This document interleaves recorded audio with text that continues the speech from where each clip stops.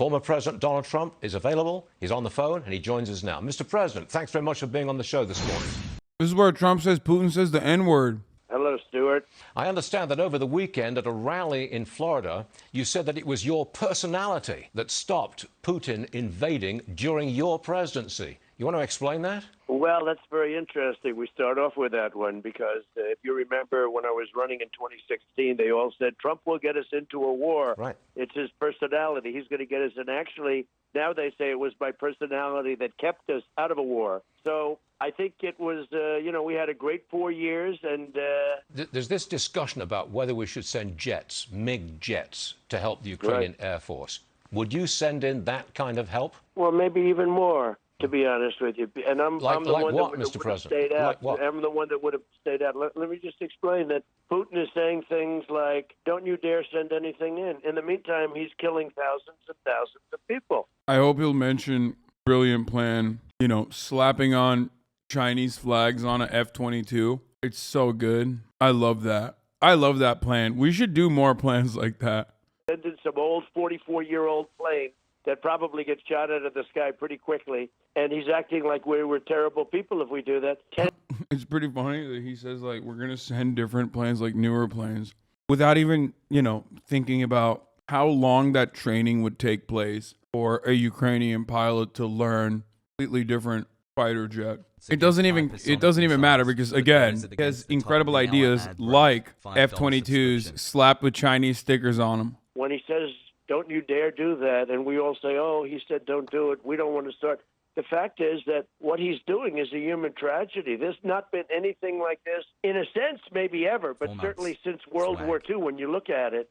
But there's never been anything like this. It's pretty funny because, people say Trump is like Putin's puppet, Trump is Putin's puppet. But then literally saying, Putin is worse than Hitler.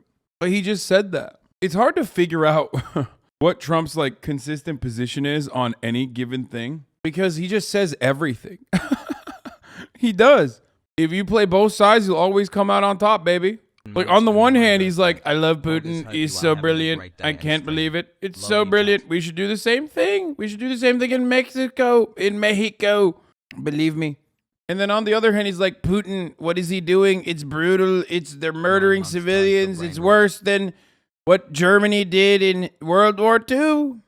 I sent it in very openly and glowingly, and they said Obama sent blankets and Trump sent javelins. Well, nobody knew how well those javelins would do and how well but those javelins that knocked out all the tanks, those were sent by me. They need other kinds of help.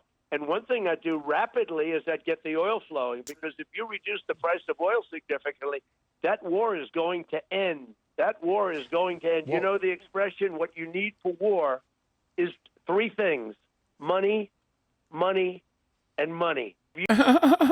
Wow. Fucking brilliant, dude. Stunning. Incredible takes, dude. Nobody's got takes like my man, dude. God, I miss him. When he goes in and he kills thousands of people, are we going to just sit by and watch? This country will be, in 100 years from now, they'll be talking about what a travesty, what a horrible thing this is. We can't let that, just on a human basis. And then he says that they're a nuclear power, but we're a greater nuclear power. I hated to do it, but I rebuilt our nuclear capability like he hated it. Never thought even possible. $2.5 trillion in our military, and a big chunk of it went to nuclear. But I listened to him constantly using the N-word. That's the N-word. And he's constantly... Dude, look at his face! Dude, come on! He's like, what? Trump is so not racist, it didn't even come to his mind that the N-word meant something else. In fact, this shows how racist you are for even mentioning it.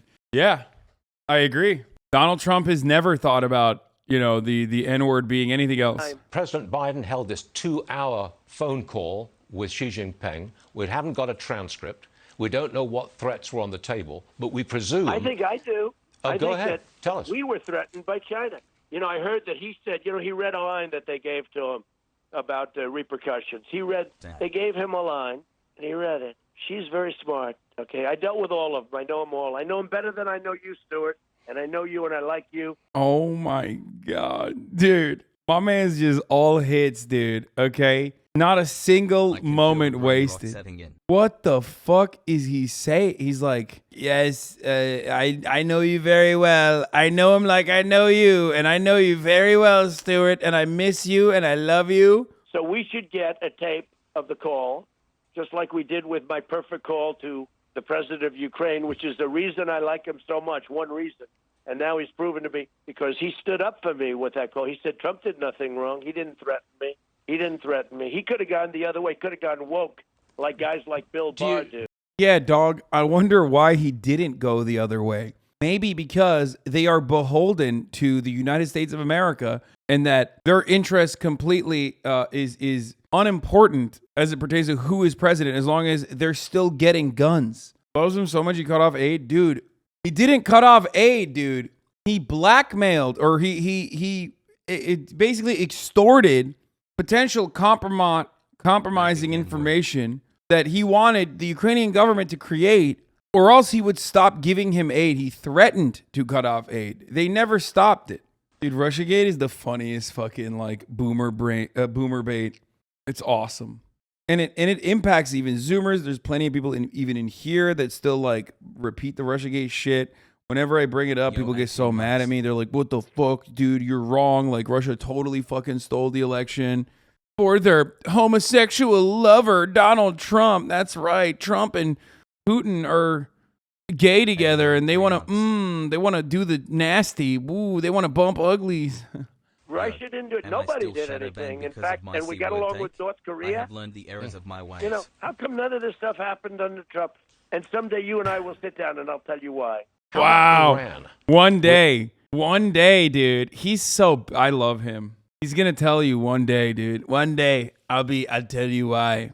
I mean, it's probably what liberals say, which is you are already giving everything to Vladimir Putin, like everything he wanted, which is not even entirely true. It did seem like, for one reason or the other, whether it was because he felt like Vladimir Putin was a strong man and he personally wanted to be just like him, or, charismatic strong man who takes his shirt off and rides horses and stuff, who's like supposedly admired or potentially terrified by his entire country. Or he felt like, Russia did help in putting out compromising information. There was definitely a, marginal, but still like a boost of support that he got for one reason or the other, right? Other than that, couldn't be compromised though. Dude, shut up. No, I don't think there's a fucking piss tape, dude. I can't believe that there are still people been in this community for 20 fucking years, or 20 months, 20 years, 20 months subscribers who still are literally just like, there's a piss tape. I want to believe it. You think I don't think that that's cool? I want to believe it so bad. I want to believe it so bad. But you are on crack if you think that that is like a real thing that's happening, okay? Like, that's ridiculous. I think the more realistic reason is the two things that I mentioned, plus on top of that, Donald Trump was still taking an aggressive stance towards Russia in ways that you don't really get a lot of coverage in liberal media for the most part. Totally fucking anti-NATO. Or not anti-NATO necessarily, but like undermined NATO's main goal, which is, American influence over the entirety of Europe. And that's it. That's why NATO was developed. That's why NATO was created. That's how NATO's been used. And he undermined that. And I feel like he was just basically aware that, no such NATO expansion was legitimately going to occur under him. Whether it was because he had assurances, whether it was because he had compromat, like you guys are saying, which I don't think there was, or whether because he just thought that like Trump was a dumbass. He just didn't think that there was any real fucking Ukraine is going to join NATO shit. And the funniest part about it is that, like, they talk about it. Like, liberals say that. Liberals in the same breath will be like, Russia's not acting out of a, self-interest or, like, a security desire in invading Ukraine. And then they'll turn around and be like, and Russia didn't invade Ukraine under Trump because Trump was giving everything that Vladimir Putin wanted to Vladimir Putin, i.e. not allowing Ukraine to join NATO or even having those conversations. So then you can't hold both of those opinions in your mind at the fucking same time, because they conflict with one another. You can't say Putin is interested in taking over the entirety of Ukraine and restoring the glory of the USSR because he's a communist or whatever, and then simultaneously say Trump gave everything to Vladimir Putin, everything he wanted, and that's why he didn't invade Ukraine. Putin just waited to see how far Trump can burn NATO so the invasion is less risky. I mean, wait, what? Come on, Moldovan Mama Liga. Like, I hate to fucking give you a hard ass pill to swallow, but like, NATO's not coming for you either, brother. Just like NATO wasn't coming for Ukraine. What do you mean? Like, is NATO in Ukraine right now? Are NATO forces in Ukraine? Are they defending it? We are told that we're going to be signing an Iranian nuke deal any day now. I'm sure you oppose it. You took us out of the nuke deal. What do you think happens just a few months or year down the road if we go back into that Iran nuke deal and they get a chance of a bomb? Well, it's the end of Israel if that happens. Israel is, I don't think Israel could actually let it happen. It is the worst deal. And also, you're going to see nukes all over the Middle East, and everyone else is going to get them too. It will be the end, because if they have them, Saudi Arabia is going to get them, and everyone else is going to get them. And how can you tell them not to do it? So why is Biden doing it? Because he's stupid, okay? And they shouldn't be in power anyway. But they're destroying our country, and they may ultimately be responsible for destroying the world. I did many things for Israel. I was the best president ever for Israel, but I do for this country. The biggest thing I did for Israel was, and the smart people say this, by far the biggest, bigger than the capital, bigger than, moving our embassy to Jerusalem and Jerusalem becoming the capital, much bigger. I ended the Iran nuclear deal. So sick. Peaceful dove, by the way. Literally undermined. I mean, like, probably one of the very few good things that Obama did was finalize a denuclearization agreement with Iran, which I know goes against the HasanAbi doctrine. I know, guys. You're gonna say, Hasan, how dare you go against the HasanAbi doctrine? Well, you know me. I'm ultimately still an advocate for denuclearization. As a matter of foreign policy, that was absolutely one of the signature achievements of the Obama administration, just like normalizing trade relations with Cuba, or taking steps towards normalizing trade relations with Cuba, was another really good thing that Obama did, okay? If you were president and you opened up the spigots and did all the fracking, how long before we get back to energy independence and dominance? We became energy independent when I was president, first time ever. That involved... Come on. Give me what I want. Give me what I want. I want it so fucking bad. Say that oil companies are pieces of shit. Oh, God, come on. Do that thing that you do all the time where you like have like a grain of fucking truth trapped inside of like a mountain of horrendously idiotic populist reactionary fucking takes. Do it. Fucking do it. Come on. Nobody really understood was we were going to be double the size of Saudi Arabia and Russia combined, much bigger than both combined. And OPEC was, you never even heard the term OPEC during my administration. Nobody talked about it. It was dead. And now OPEC is telling us they're dictating the terms. It was and dead. We're going begging to OPEC for oil. The international cartel was just dead, not alive, gone, no power whatsoever. Like, absolutely zero things have changed, okay? From the Trump administration to the Brandon administration with respect to how OPEC operates, or the profound amount of power that they have, especially because we have no way of controlling our oil and gas industry. We just have no way of controlling our oil and gas industry in the same way that, like, Saudi Arabia can control its own production, or Russia can control its own production, because we don't have we haven't nationalized our extraction industries. So we just literally give money to the oil and gas industries like they're a part of our national arm. We talk about oil and gas as a matter of defense and how important it is for our national security, and yet we literally allow those corporations to just dominate everything. The one thing is they're going to have to get going immediately, and they can't do that because they got elected with the radical left crazies. They're so into this climate hoax. And nobody's more into the climate than I am, but this is a climate hoax, what they do. A hoax? It's a hoax. Explain that. A hoax. Our country. It's a total hoax from beginning to end, you think? Well, the Green New Deal is a hoax. And yeah, this but was what about created climate by somebody change? that I don't even think ever took a course in the environment. Is the climate Is the climate changing because of human activity? In my opinion, you have a thing called weather, and you go up. Let's go! Climate? Oh, you mean weather? Yeah, guess what? Believe me, it's 83 degrees and sunny in California right now. It's called weather. It's fucking awesome. It's awesome that we live in this planet because like here's the reality. As long as there are enough stupid people, you can just say stupid things and they will believe you. That's just how it is. If you tailor your rhetoric and your messaging to the level of intellect that people have, it doesn't matter. You can always just say, you're a nerd. All these nerds, they're lying about the climate. What about the weather? And it's fucking awesome. More people will believe you than they will believe the supposedly, gay communist scientists and their, neo-Marxist postmodernist agenda of explaining the pending doom in the form of anthropogenic climate change. The biggest misconception, though, is if the United States, let's say the United States was perfect, and they spent 10 times more or 100 times more for their energy than China, India, Russia, all these other countries, right, that are very dirty. But don't forget, when those dirty countries, when those fumes go up into the air, it blows right over the center of the United States, just like they dump their garbage in the ocean. What? And you know where it lands? On our West Coast, okay? Wait, so climate change isn't real, but if it was real, it's actually other countries doing it and not us. So man-made climate change is not real. But if it was, it's China doing it.